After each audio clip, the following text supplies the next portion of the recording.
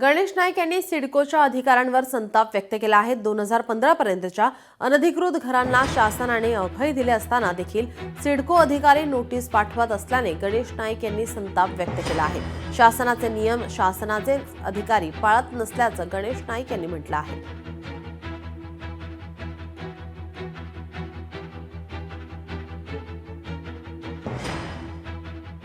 हे सगळे प्रश्न मॅनमेड आहेत।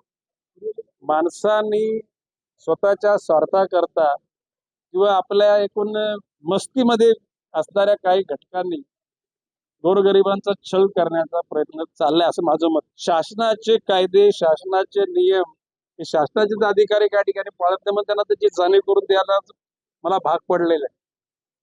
प्रामुख्याने सिडको मध्ये असलेले अधिकारी मी वारंवार सांगतो नालायकच आहेत, पूर्ण नाही 10% अधिकारी नालायक हे मी ऑन रेकॉर्ड बोलतोय। लोकशाही मराठी ऐका, पहा, जागरूक रहा।